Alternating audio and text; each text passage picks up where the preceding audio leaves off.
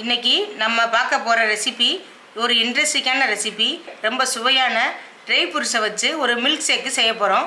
குழந்தைகளுக்கு காலை மாலையில் இந்த டீ காஃபி பதிலாக இந்த மில்க் ஷேக்கை கொடுத்தீங்கன்னா அவங்க ரொம்ப சுறுசுறுப்பாக இருப்பாங்க. வாங்க நம்ம வீடியோக்குள்ளே போகலாம். வீடியோக்குள்ளே போகிறதுக்கு முன்னாடி நம்ம சேனலை எல்லோரும் சப்ஸ்கிரைப் பண்ணிக்கோங்க. இந்த மில்க் ஷேக்குக்கு தேவையான பொருட்கள் பார்த்துடலாம்.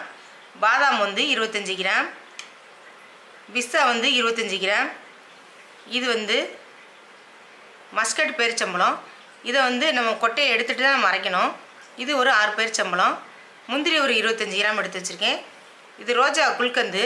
இது என்னன்னு கேட்டிங்கன்னா, ரோஜா பூ இருக்குது பாருங்கள், அதை தேனில் ஊற வச்சு இந்த மாதிரி கடையில் பாக்கெட்டில் கிடைக்கும், தேனில் ஊற வச்சு வச்சுருப்பாங்க பாடம் பண்ணி.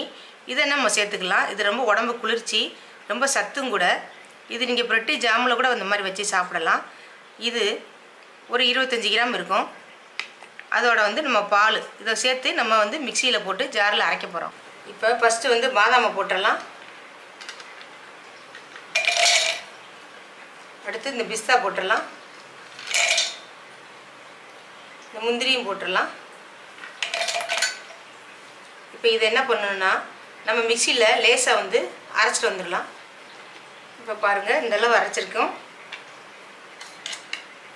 பாருங்கள், இந்தளவு அரைச்சிருக்கு. இப்போ இதில் குல்கந்தையும் நம்ம இந்த பேரிச்சம்பழத்தை கொட்டையை நீக்கி வச்சுருக்கோம், நம்ம அதையும் இது உள்ளே போட்டுக்கலாம்.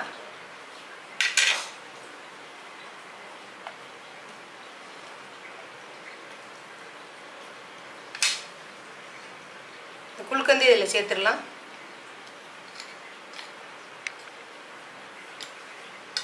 சேர்த்துட்டு கொஞ்சமாக பால் ஊற்றி கொஞ்சம் அரைச்சிட்டு மிச்ச பாலை ஊற்றி அப்புறமா நம்ம எடுத்துக்கலாம்.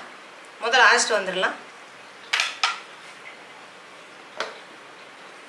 இப்போ நம்ம அரைச்சிட்டு வந்திருக்கோம். பாருங்கள் எப்படி இருக்குது பாருங்கள், இந்த மாதிரி இருக்குது. இப்போ இன்னும் கொஞ்சம் பால் ஊற்றி நம்ம அரைச்சிக்கலாம். இதில் ஊற்றுவோம்.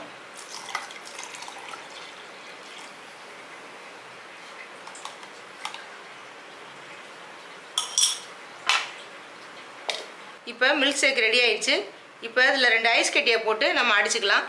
நம்ம சேனலை சப்ஸ்கிரைப் பண்ணாதவங்க சப்ஸ்கிரைப் பண்ணிக்கோங்க.